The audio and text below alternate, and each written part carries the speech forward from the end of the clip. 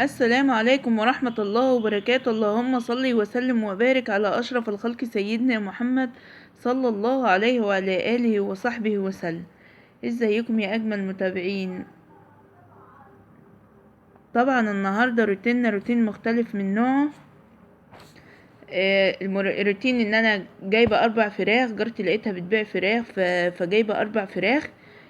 نضفتهم وقطعتهم بالشكل اللي حضراتكم شايفينه كده. قطعت منهم خدت منهم الصدر، غلفتها للبانيه.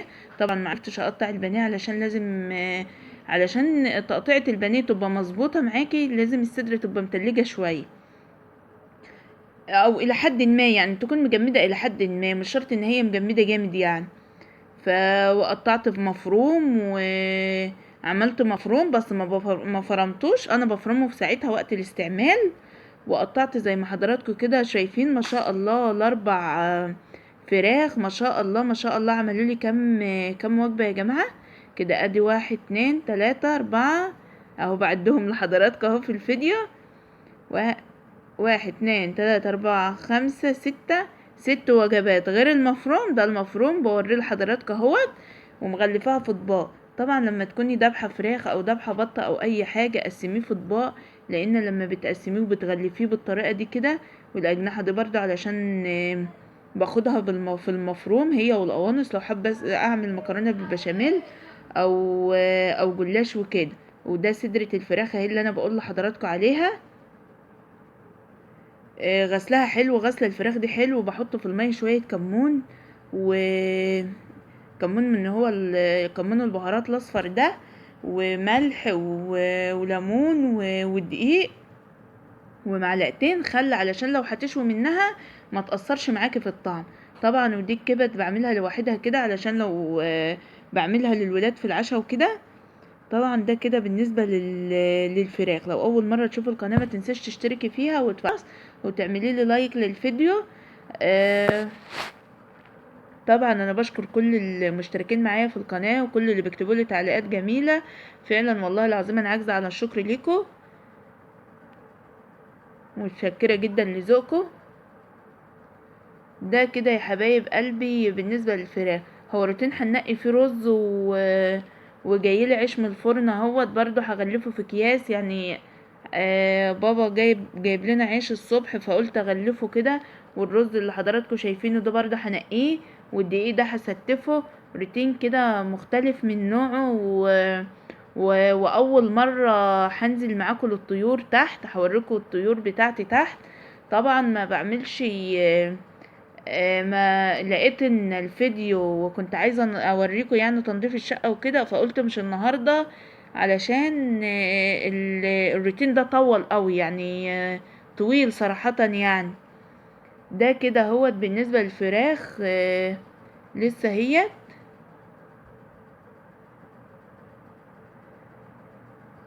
وهوريكم مشروعي.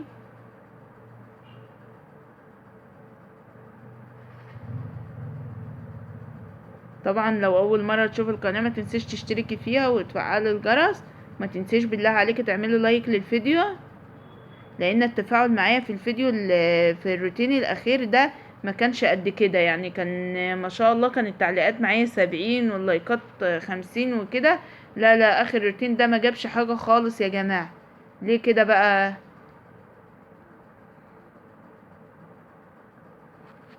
والله العظيم انا بتعب في الروتينات ده قوي يعني. بس يلا الحمد لله رب العالمين، الحمد لله على كل شيء. ده طبعا ستفت انا الفراخ في الفريزر وكده. فالاطباق دي سهلت معايا ان انا رصيتها بسرعة يعني. ده طبعا بالنسبة للشطة عندي، وانا بنضف التلاجة لقيت عندي الشطة ديت فقلت هعينها في الفريزر، لان انا ما يعني هي دبلت شوية وما ينفعش ان هي تترمي. تترمي لم النعمة تلمكم يا جماعة. فقمت حطيتها كده علشان طبعا احنا هنجيب زيتون، فلما نجيب زيتون مش هنشتري بقى الليمون وهنشتري الشطة وكل حاجة يعني. كل حاجة لازم تاخدي كده، اي حاجة تفيض عندك، طماطم اي حاجة من الاسبوع اللي قبله يعني مثلا احنا عندنا السوق الاتنين، يعني مثلا لو يوم الحد فاض عندي طماطم وفاض عندي اي كده خضار بكمل عليه، والطماطم بسبكها لان ما ينفعش تقعد اسبوعين او كده. ده كده بالنسبة للعيش عملته، وكل 10 اكياس في كل 10 ترغيفة في كيس عفوا. وكده ستفته برضه، هستفه في الفريزر هو والشطة برضه.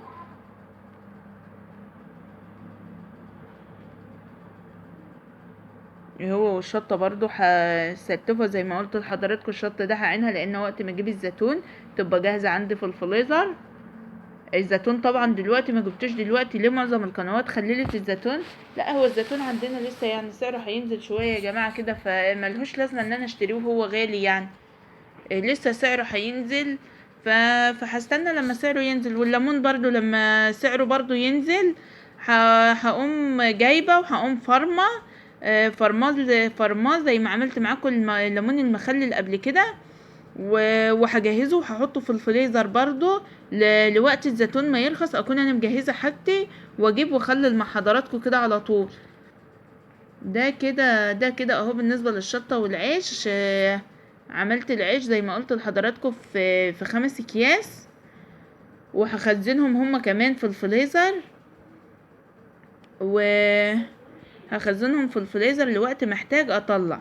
طبعا احنا لازم البيت عندنا يبقى فيها الحاجات اللي احنا بالذات في الارياف لازم يبقى عندنا الخير ده يا جماعة. لازم تلاجتنا، لان احنا لو بيتنا مفهوش عيش ومية وعيش ومية وملح نعتبر ان البيوت فاضية، ما يبقى البيوت ما فيهاش خير.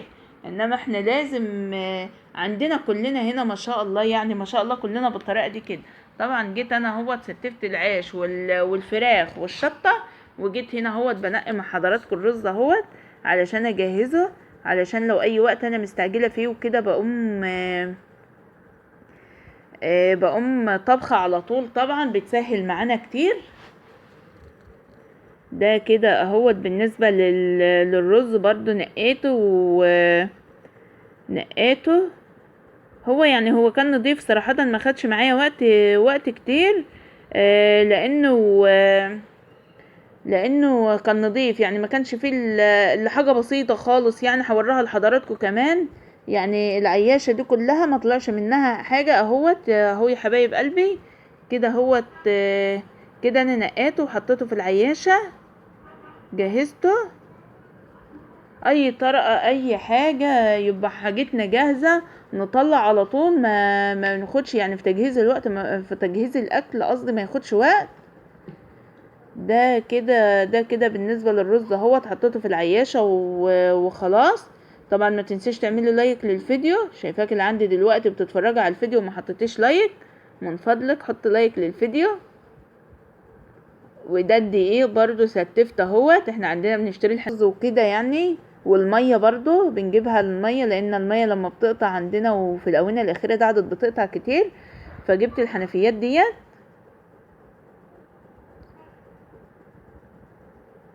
طبعا يا جماعة ده بالنسبة بقى للمكرونة والشعرية اللي هي جواهر الاصيل ده. ما شاء الله نوعيتها حلوة خالص، لان اي انواع تانية انا ما بحبش استخدمها، ولو استخدمتها تبقى يعني اجباري لان ما شاء الله على الملكة وجواهر الاصيل. يعني بحس ان المنتج بتاعهم كويس جدا. وبعدين ماما معودانا على ده من واحنا هناك عندنا.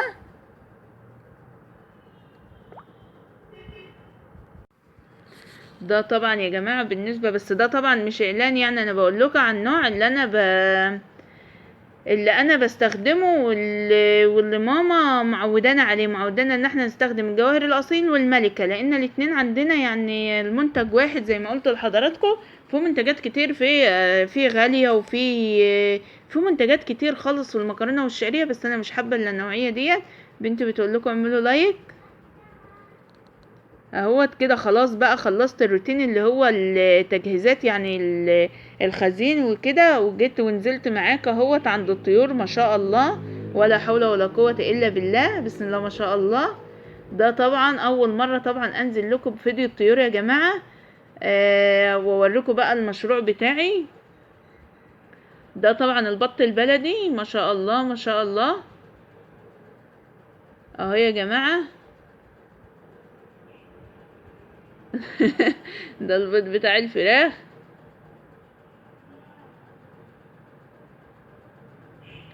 ده اهوت يا جماعة لسه ما طلعش بره. احنا عندنا جرن كده بنطلع فيه الطيور، كنت مصورها لكم مرة من البلكونة من عندي.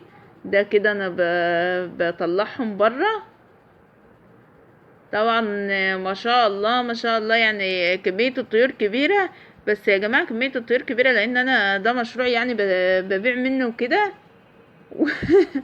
وعندنا ماما في البلد اللي هي مامتي، يعني مش حماتي، يعني مامتي الأساسية الأصلية مش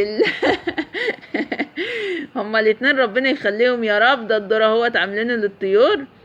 ببيع لها لان هي ما بربوش عندنا في البلد هناك، فببيع لهم، بربي وببيع لهم. ما هو مشروع يعني، ما انا مش هشحتهم اديهم وهما ما باخدوش منه بصراحة. يعني الحاجة ب50 باخدها ب100 معروفة. اعملوا ما تقولوش لماما بقى ان انا ان انا بسكها في الحي. ما تقولوش لماما ان انا بسكها في الحاجة بدها سعر الطاقة ايه، علشان تاني مرة مش هتشتري مني. ده كده هوت بالنسبة للطيور دي طلعناها. طلعناها في الجرن اهوت. لو حضراتكم شايفين حتى الخرطومة اهوت في القروانة دي بنقول عليها قروانة. الطشت الكبير، الطشت الوسط ده يعني علشان نملاها لهم مية عشان ياخدوا الشاور بتاعهم يا جماعة. شوف احنا مدلعين طيورنا ازاي. طبعا ما بعملش لكم روتين، يعني مثلا عنده الطيور وارجع تاني اروح انضف الشقة وكده، لان انا بنزل للطيور ديت بنروح لهم في مكان، يعني في مكان جنب البيت وكده. مش ما احناش في مكان واحد، يعني ادخل من البيت مثلا اروح لهم. لا ده انا بنزل من تاني دور والف لفة كبيرة كده. ده انا كمان لما بعلف الطيور دي والله يعني بقعد ارتاح هناك كده شوية، قيمة ربع ساعة حتى لما ارجع تاني البيت او ارجع تاني الشقة. ده كده هوت ما شاء الله. ده البط البلدي، والبط البلدي اللي هو السوداني احنا بنقول عليه البط البلدي. والفراخ. ده كده بالنسبة للبط البلدي والفراخ يا حبايب قلبي. اهم ما شاء الله. اعملوا لايك بقى لو الفيديو عجبكم، اعملوا له لايك لو بس والله العظيم هو حلو، انا شايفه ان هو حلو يعني. لو اول مره تشوف القناه ما تنسيش تشتركي فيها وتفعلي الجرس عشان يوصلك كل اشعار لكل فيديو جديد انا بنزله. اهوت ما شاء الله ما شاء الله. ده طبعا هي اتملت اهوت. انا بشيل الخرطوم اهوت وكده علفناه اهوت كده. طبعا جيت للبط البلدي برضو الصغير، حطينه في مكان برضو، حطينه في مكان في مكان لوحده. بس ذكر البط ده كان اللي هو ذكر البط السوداني كان مبهدله، فجبته هنا مع البط الصغير هو. طبعا والله العظيم يا حبايب قلبي، انا ولادي ما باكلوا اي انواع من انواع الطيور اللي حضراتكم شايفينها ديت. ما باكلوش اي نوع من انواع الطيور، وانا يعني ايه اكل فيهم قليل جدا. يعني لو مش موجودين عادي ما يهمش معايا يعني. هما ما باكلوش ولادي والله العظيم، ما باكلوا الا الفراخ البيضة، وما باكلوش الا حاجة معينة بس في الفراخ البيضة اللي هي الصدر وخلاص. يعني اي حاجة في الفراخ عندهم استعداد ان هما يرموها. ده طبعا بالنسبة للحمام اهو، انا جايباه صغير لسه. وانا حبيت ان انا جبته، يعني لقيته ضعيف فحبيت ان انا اعلفه. وده طبعا بالنسبة بط البحور اللي بقول عليه، احنا بنقول عليه البط الالماني. ده طبعا برضه يا جماعة احنا بربيه وببيعه اهوت ما شاء الله. عاملين الطيور في كذا حتة علشان يعني ايه ما يظلموش نفسهم في الاكل يعني. ده بياكل لوحده وده بياكل لوحده، ده معروف هنحط له ايه وده معروف هنحط له ايه. فرخة نايمة اهي ما شاء الله ما شاء الله.